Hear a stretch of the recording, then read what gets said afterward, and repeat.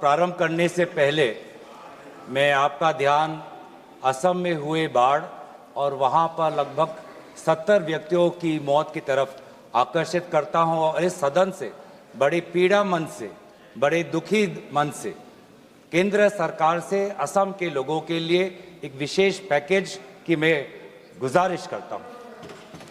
Sir, मैं शुरुआत करता हूं इस बिल से।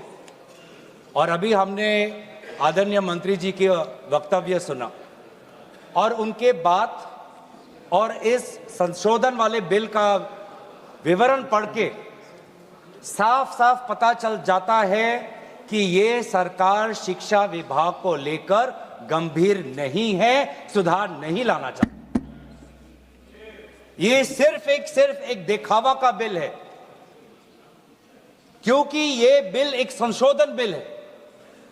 आज से 2 साल पहले ये बिल लाया गया था, public examinations prevention of unfair act 2024। उस समय में भी एक यूजीसी ये नीट के 2024 के परीक्षा को लेकर पूरे देश भर में लोगों के मन में व्यापक चिंता थी। उस समय में भी इसी तरह आज जैसे मंत्री जी कह रहे हैं, सरकार ने इस बिल का इंट्रोडक्शन करते हुए ये कहा कि ये बहुत ही एक ऐतिहासिक कदम है, एक बहुत बड़ा कदम है और इससे शिक्षा विभाग सुधरेगा और इससे परीक्षा में जो पेपर लीक होते हैं अब नहीं होगा, अब किसी का साहस नहीं होगा। ऐसे कड़े दंड उस समय सरकार ने कहा कि 2024 के बिल में वो लाए हैं। तो जो 2024 के नीट यूजी पेपर लीक पे जो तहकीकात हुई, जो इन्वेस्टिगेशन हुआ, मैं पढ़ना चाहता हूं उसकी स्थिति आज क्या है, ताकि पता तो चले कि यह सरकार 2 साल पहले जो नीट परीक्षा को लेकर जो व्यापक भ्रष्टाचारी हुई उसको लेकर यह सरकार कितने गंभीर है। बहुत दुख के साथ मैं कहना चाहता हूं कि एक अखबार में आर्टिकल आया 2026 में कि जो 45 व्यक्ति थे जो चार्जशीट हुए थे नीट यूजी 2024 पेपर लीक के मामले में, 45 में से 44 को बेल मिल चुका है। ये है इनकी गंभीरता, ये है इनके छात्रों के प्रति इनकी संवेदना। जो मूल व्यक्ति है जिसको मास्टरमाइंड कहा जाता है, संजीव मुखिया, 11 महीने तक वो फरार था। 11 महीने तक सरकार उसको पकड़ नहीं पाई। अप्रैल 2025 में वो फाइनली उसका गिरफ्तार हुआ और फिर उस मामले में उसको बेल मिल गया। मई 6, 2025 एक दूसरे व्यक्ति रंजीत कुमार बरुआ जो करियर एकेडमी एजुकेशन ट्रस्ट के चेयरमैन है, वो बेल। एक अमित कुमार सिंह जो पेपर सॉल्वर के गैंग में था, उसको मई 7, 2025 को उसको बेल। एक पंकज कुमार जो कैंडिडेट्स को वो सारे कागज लीक करता था मोबाइल फोन के द्वारा, मई 15, 2025 उसको बेल। राकेश, जिसका ये आरोप था कि उसने प्रश्न कागज को उसकी चोरी की, उसको बेल। तो ऐसे एक लंबा ब्यौरा है, चाहे वो अमित प्रसाद महाराणा का हो या धीरेन्द्र कुमार पांडा का हो। तो ये कानून उस समय भी विफल था और ये कानून जिस मंशा से आज ला रही है आज भी ये विफल होगा।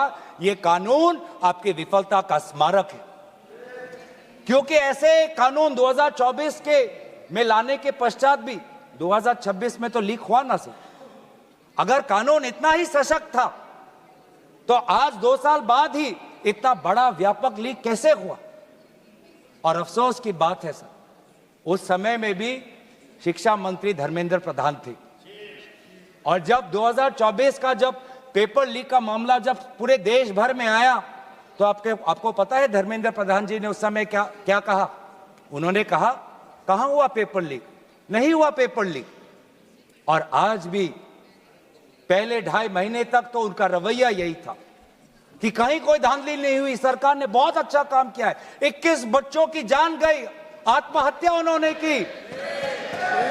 आपको शर्म नहीं आती इस सरकार को कि जिस मंत्री के तहत में 21 बच्चों ने अपनी जान गंवा दी, आत्महत्या की, जब उसने अपने मंत्री पद से इस्तीफा दिया, कल जब वो सदन में आए आपने उनको ऐसा माला पहनाया ताकि जैसे वो पाकिस्तान से जंग लड़के आए हैं, ऐसा माला पहनाया, ऐसा उनका वजूद उनको बड़ा किया मानो कि वो पाकिस्तान से जाकर सीमा पे जाकर जंग लड़के आए हैं। ये है उनकी सच्चाई। दुख लगता है सर। आज ये बात प्रधानमंत्री आते हैं इंस्टाग्राम के रील पर, वो अलग बात है कि जो पहली कैबिनेट बैठक हुई उस कैबिनेट बैठक में शिक्षा को कैसे सुधारा जाए, पेपर माफिया को कैसे खत्म किया जाए, पेपर सेटर के माफिया को कैसे खत्म किया जाए, पेपर सॉल्वर के माफिया को कैसे खत्म किया जाए, टेस्टिंग सेंटर के माफिया को कैसे खत्म किया जाए, प्रिंटिंग प्रेस के माफिया को कैसे खत्म किया जाए, कोचिंग सेंटर के माफिया को कैसे खत्म किया जाए, सिलेबस कैसे स्कूल के सिलेबस के साथ मिले, आउट ऑफ सिलेबस परीक्षा के पेपर ना आए, सीबीएसई के ओएमआर में धांधली न हो, इन सब चीजों पर व्यापक चर्चा करने के बजाय प्रधानमंत्री मोदी जी कहते हैं इंस्टाग्राम पर और ध्यान दो, इंस्टाग्राम पर और ध्यान दो। और प्रधानमंत्री जब आते हैं हाई पावर कमेटी की बात करते हैं तो 2 साल पहले जो के राधाकृष्ण की जो हाई कमेटी थी उसका क्या हुआ? 2 साल हाई कमेटी आपने गठन की, प्रधानमंत्री केंद्र सरकार के निरीक्षण में एक हाई कमेटी बनी, के राधाकृष्ण फॉर्मर इसरो के चेयरमैन। अगर वास्तविक में उन्होंने इतना बढ़िया काम किया तो 2 साल पश्चात ही आज क्यों दोबारा ऐसा पेपर लीक हुआ? सरकार ये दिखाना चाहती है कि ये बहुत गंभीर है। पिछले कुछ दिनों में पता चला कि एनटीए के लगभग 47 लोगों को बदला गया।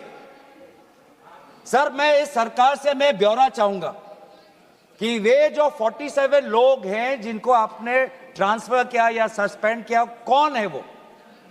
क्योंकि एनटीए की जो एक्चुअल सैंक्शन कैपेसिटी है, एनटीए की जो सैंक्शन कैपेसिटी है वो 34 की है, 34 की सैंक्शन कैपेसिटी है। ये 47 कौन है? कौन है ये 47? 34 में से तो शायद 10-11 वैकेंसियां हैं, 24 ही है जहां पर लोग बैठे हुए हैं। तो ये जो 47 जो सैंक्शन, ये कौन है? जो आउटसोर्स करके अपने लोगों को लाया एनटीए में, वो लोग हैं क्या? उसका ब्यौरा मिलना चाहिए। हम जानना चाहते हैं, आपने एनटीए के डीजी को बदला और एनटीए के चेयरमैन को रखा, ऐसा क्यों? ऐसा क्यों? आपको एनटीए के डीजी पर विश्वास नहीं, आपने मान लिया कि शिक्षा मंत्री धर्मेंद्र प्रधान जी का इस्तीफा होना चाहिए, आपने ये भी मान लिया, तो आपको एनटीए के चेयरमैन पर इतना विश्वास क्यों? ये हम जानना चाहते हैं।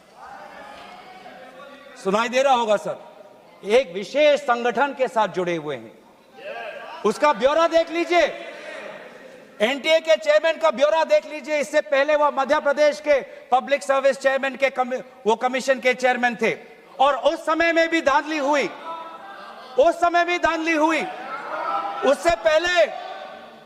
उससे पहले वो छत्तीसगढ़ में भी पब्लिक सर्विस कमीशन में चेयरमैन थे, उस समय में भी धांधली हुई। ऐसे इतने धांधली से जुड़े हुए व्यक्ति को आज भी इतने पेपर लीक होने के पश्चात भी आपकी सरकार बचा रही है, आपकी सरकार बचा रही है। जिस एनटीए के द्वारा 21 बच्चों ने आत्महत्या की, आज भी वो चेयरमैन बचा हुआ है। क्यों? क्योंकि वो एक विशेष संघ के साथ जुड़ा हुआ है। और यही दर्शाता है कि आप शिक्षा विभाग में आप सुधार नहीं चाहते, क्योंकि आरएसएस के लिए शिक्षा विभाग बहुत ही महत्वपूर्ण विभाग है। मैंने कोई असंसदीय बात नहीं की। आरएसएस के लिए शिक्षा विभाग बहुत महत्वपूर्ण विभाग है, और इसीलिए हम देखते हैं चाहे यूनिवर्सिटीज के वाइस चांसलर्स के अपॉइंटमेंट में हो, कॉलेज के प्रिंसिपल के अपॉइंटमेंट में हो, जब फैकल्टी की बदली होती है उसमें हो, चाहे आउटसोर्सिंग में हो, हर चीज में हम देखते हैं कि जो यूनिवर्सिटी जिन यूनिवर्सिटी की कल्पना पंडित नेहरू ने एक साइंटिफिक टेम्पर के द्वारा उन यूनिवर्सिटीज के एक सपना देखा था, आज उन्हीं यूनिवर्सिटीज में क्वालिटी पर ध्यान नहीं दिया जा रहा। आप शिक्षा के माध्यम से इस पीढ़ी को आने वाले चुनौतियों के लिए तैयार नहीं कर रहे। आप शिक्षा के माध्यम से इस पीढ़ी के लोगों को आने वाले समय में आपके दल के सदस्य बने, आपको वोट दे, उसके लिए आप एक माहौल बना रहे हो। यह है आपके लिए शिक्षा का उद्देश्य, यह है शिक्षा का उद्देश्य। और हमने देखा कि वे जो संस्थाएं, चाहे वो IIT हो, चाहे JNU हो, चाहे DU हो, देश भर से माता पिता अपने बच्चों को बोल रहे कि जाओ दिल्ली जाओ, अगर दिल्ली नहीं जा सकते तो बॉम्बे जाओ, बिहार में जाओ, लेकिन धरना प्रदर्शन करो। आज शिक्षा की बात है, आपको अपना भविष्य आपको बचाना है। मैं नहीं जा सकता पर मेरी आशीर्वाद तुम्हारे साथ है। एक मां ने एक आशीर्वाद के साथ अपने बेटी को भेजा, एक बाप ने अपने बेटे के पीठ पे थपथपाकर उसको जंतर मंतर पे भेजा, और DU, IIT, JNU कहती है आप मत जाओ। छात्रों को कहती है अगर आप जाओगे तो आपके करियर पर प्रभाव बन सकता है। यह है शिक्षा की संस्थाएं। ऐसे हम आने वाले चुनौतियों के लिए हम भारत का निर्माण करेंगे, अपने युवाओं को हम उनको ताकत देंगे। इसीलिए अगर एक बात इस पूरे घटनाक्रम से निकलती है वो ये है कि आज शिक्षा में ये इस बिल से, जिसमें आपने पेनल्टीज बढ़ा दिए, पनिशमेंट बढ़ा दिए, इससे हमारा शिक्षा विभाग नहीं सुधरेगा। राहुल गांधी जी बार बार कहा कि धर्मेंद्र प्रधान जी सिर्फ एक मुखौटा है आपके शिक्षा विभाग का। आपकी शिक्षा के प्रति जो आपकी जो नीति है वो सिर्फ उसका एक चिन्ह है, एक सिंबल है। उनके हटने से भी शिक्षा में सुधार आएगा। आज भी ना बच्चों को विश्वास आता है इस बात पर, ना हमें इस बात पर विश्वास है।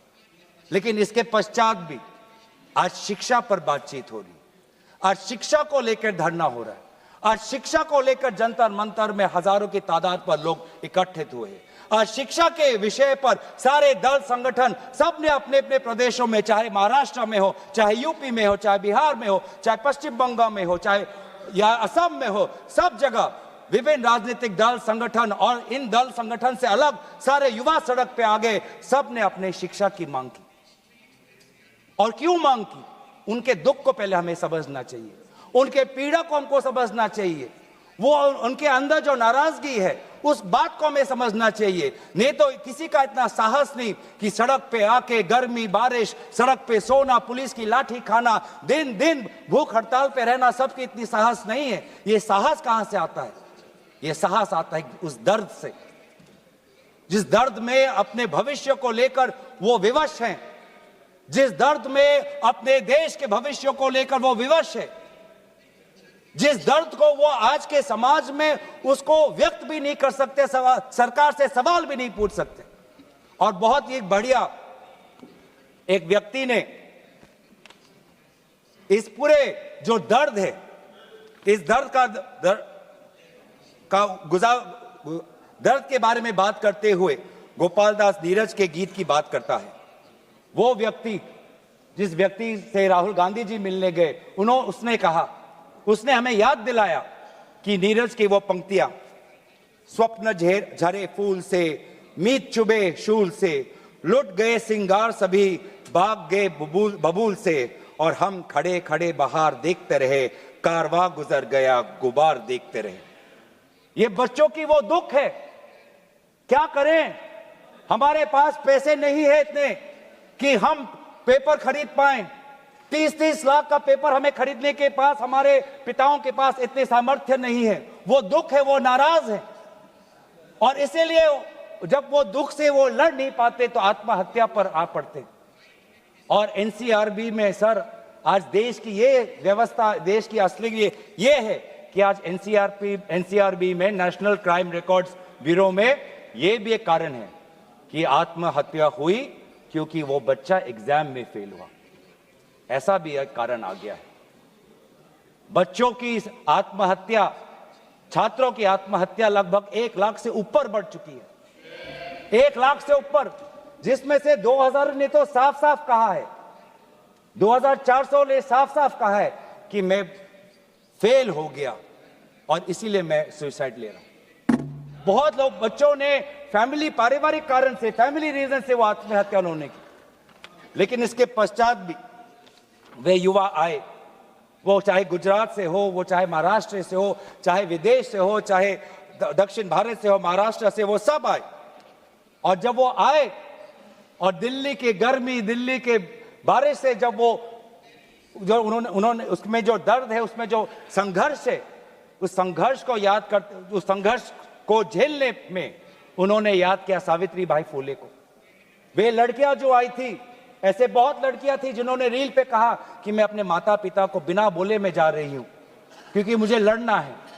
ऐसे भी लड़कियां थी जिन्होंने कहा कि मैं छात्र नहीं हूं, मैं काम करती हूं, लेकिन मैंने भी कुछ साल पहले नीट का परीक्षा दिया था, मैं पहले अटेम्प्ट में मेरा पेपर लीक हो गया, कितना मानसिक मेरे पे दबाव बना मैं खुद समझ सकती हूं। आज अगले पीढ़ी के साथ, जिस समय मैं खड़ी नहीं हो पाई, मैं बाहर नहीं आ पाई, लेकिन आज अगले पीढ़ी के साथ मैं खड़ा होना चाहती हूं, मैं जाऊंगी आज। ये सब वहां पे आए क्यों?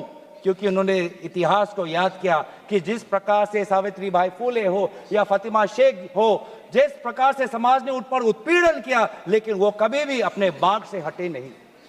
युवा लोग आए, एक लड़का था हरे शर्ट में, वो पुलिस को बोल रहा कि आ मार, मुझे मारो, मारो सर मारो। उसमें वो भगत सिंह का जज्बा हमें दिखाई दिया हमेशा, और उसने हाथ नहीं उठाया, उसने खाली बोला कि मारो, क्योंकि ये थी लोगों की और युवाओं की ताकत कि अब वो डर उनसे चला गया, डर खत्म हो गया, डर गायब हो गया।